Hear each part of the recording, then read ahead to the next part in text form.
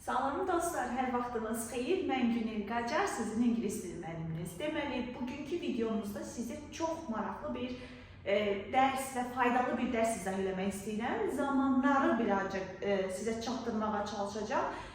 Hamıya çətin görsənir, amma həqiqətən də elə deyil. Gəlin birlikdə nəyi görsək, nəyi yazaq. Testləri ilə gedək və bu zamanlar sizə rahat gəlsin artıq. Birinci hər bir zaman haqqında qısa-qısa məlumat verəcəm, daha sonra isə artıq keçəcək onların, məsəl üçün testlərimizdə bunu görsək, bunu yazın deyə olan qaydasına. Narahat olmayın, hər ildə zaman düşür, qəbula bilirsiniz, amma yəni elə bir çətinə bir şey yoxdur. Elə isə başlayaq, görək biz nəyi yazaq. Birinci başlayıram present simple-ın qaydaları ilə, ümumiyyətcə hərəsinin düsturu ilə deyəcəm sizə.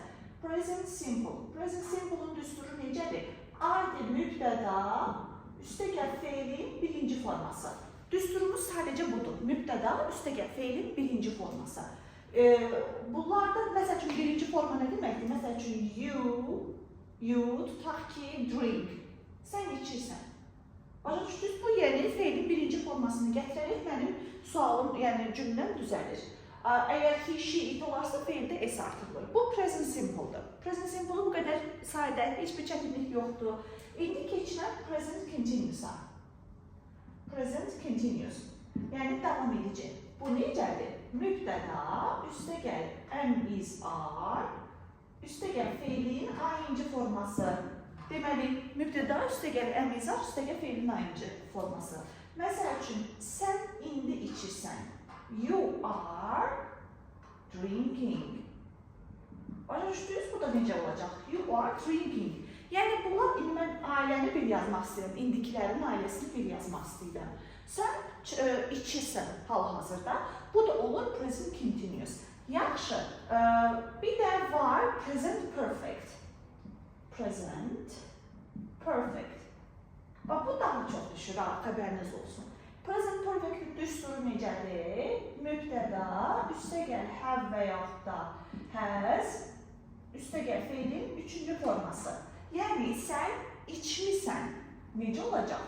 You, bunlardan hansı olacaq? You'ya görə have olar da. You have, feilin üçüncü forması. Drink'in üçüncü forması drunk'dır. Drink, drank, drunk.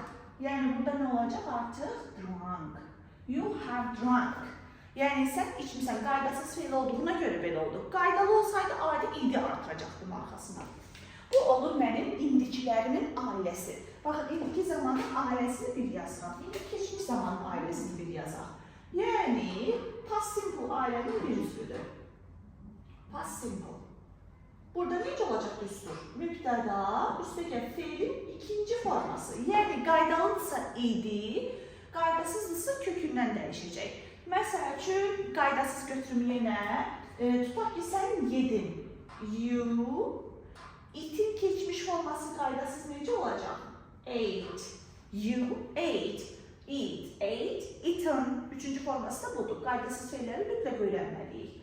Sonra mən keçirəm past continuous. Keçmişlərin digər formatı, ailənin bir üzvü. Burada da mübtəda, üstəgəl was və yaxud da were, üstəgəl feilin ayıncı forması. İndi mən burada necə deyəcəm? Sən, tutaq ki, yeyirdin. You'dan sonra were olacaq. Çünki mübtədaya cəm xəbəri gəlməlidir. İndi eat'e də necə artıracaq? You were eating. You were eating. Sən yeyirdin. Tutaq ki, mən evə gələndə, bax, bu da past simple olmalıdır. Mən evə gələndə, evə vaxtı otağa daxil olanda, when I entered the kitchen, you were eating. Sən yeyirdin. İndi davam edirəm. Past perfect-lə. Past perfect-də isə mübtəda, üstəgəl had, üstəgəl feilin üçüncü forması. Yəni, you had eaten. You had eaten. Üçüncü forma belə düzəcək. Bu da bitmiş zamandır. Yəni, tərcümə bizim necə olur? Sən yemişdin. Tutaq ki, mən gələndə sən artıq yemişdin. Hadisə bir də o tərəfdə olur. Bir addımda keçmişdə olur. Burada artıq past perfect. Baxın, bu düsturları əzbərləsiniz, sizə çox rahat olacaq. Yəni, Mən birazdan deyəcəm ki, bunu görsən bunu yaz, bunu görsən bu düsturu yaz. Amma ona görə siz bu düsturları qəşəng şəkildə öyrənməlisiniz. İndi keçin gələcəklərin ailəsinə. Future simple. Burada nə olacaq? Mübtəda, üstə gəl will, şəri yazmıram artıq çıxıb, üstə gəl feilin birinci forması. Məsəl üçün, you, tutaq ki, nə olsun burada? Yəni, içməkdən gedək. You will drink. Sən içəcəksən. Məsələn, bu olur gələcək sayda zaman. İndi bunun future continuous'da var. Future continuous'da isə çox istifadə olunmur bunlar. Burada elə simple'lar daha çox dilin testlərində görürük. Tutaq ki, mübtəda, üstə gəl will, üstə gəl be, üstə gəl feilin ing forması.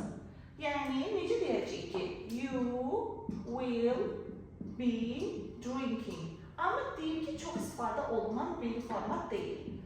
Sonra, bir də bunun future perfect'i var.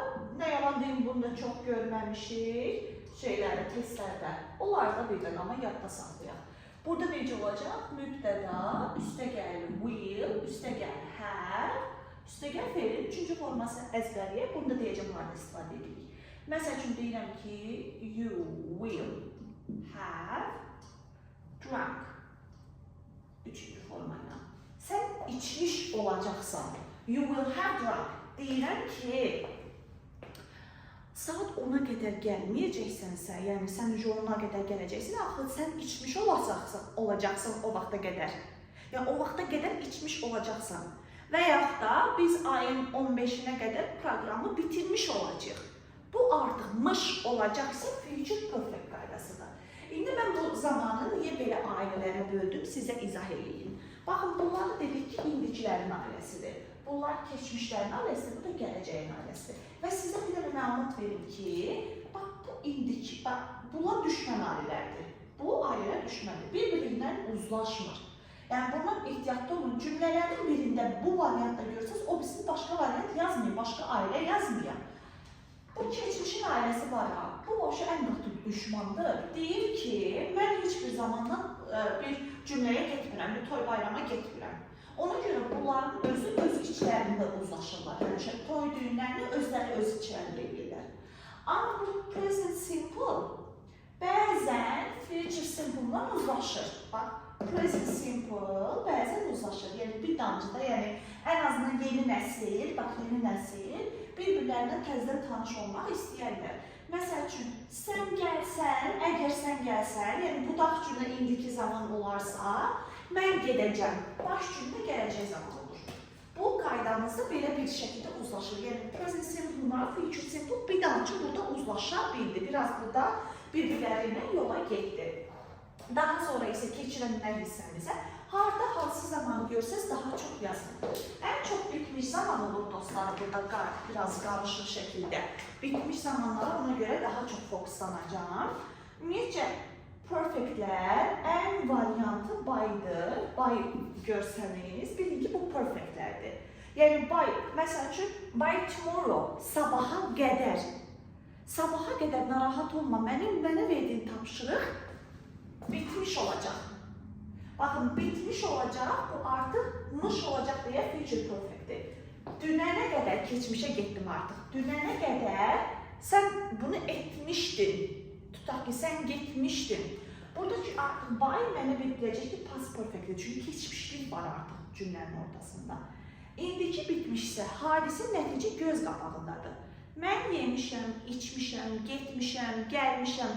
Bax, bunlar olur. Nə olur? Məsələn, mən yazmışam ki, verim, bütün zaman düsturlarını lövhəyə yazmışam. İngiliscə bunu necə deyəcəm? Deyirəm ki, I have written.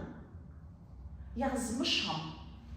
Nəticə göz qabağındadır. Siz bu dəqiqə görürsünüz. Mən bunu artıq başqa bir zamanda yaza bilmərəm. Ona görə olur, I have written, tutaq ki, all the tenses forms on the board. Yəni, mən lövhədə hamısında yazmışam. Bu olur, mənim present perfect'im. Yəni, burada ehtiyatlı olun. Sonra, görsəniz since, bilin ki, perfect'ə aiddir.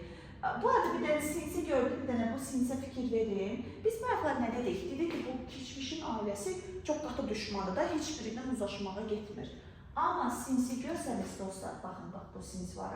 Bu sins deyir ki, mən indiki bitmişlə, elə bir bu indiki bitmişin birazcık past simple-dan xoşu gəlir. Baxın bunu. Amma bunlar uzlaşa bilmirlər, bir yerə gedə bilmirlər. Sins də ortada gəlib bunları birləşdirə bilir. Yəni, bir dənə sins present perfect-lə past simple uzlaşdıra bilər. Ehtiyatlı oluruq burada.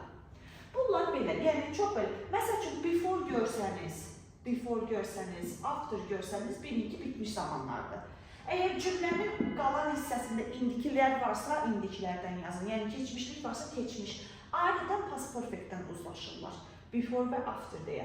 Yəni, bunlar olur belə qısa bir qaydalar. Sizə düsturları tanıtmaq istədim. Bir də nəyi demək istəyirəm, yadda saxlayın buranı. Deməli, baxın, how long var, how long ago var. Ehtiyatlı olun buradan. How long özündən sonra bitmiş zaman istəyir. Present, perfect. İstəyir. Amma how long ago, ago'ya görə past simple istəyəcək. Ehtiyatlı olun buradan.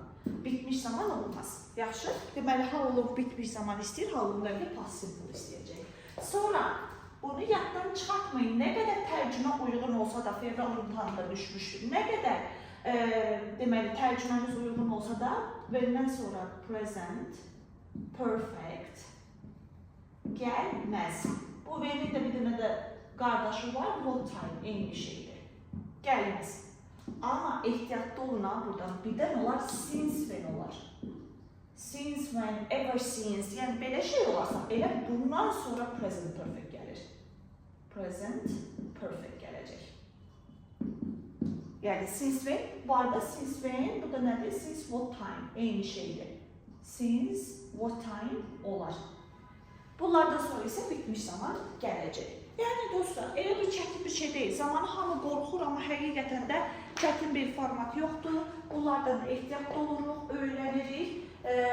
Qəbula düşəndə düzgün yazıb gəlirsiniz. Nə sualınız olsa da rəydə yazın, mən sizə cavablayayım ki, orada qarışıq qalan suallarınız olmasın. Belə isə növbəti videolarda görüşmək üzrə. Sağ olun.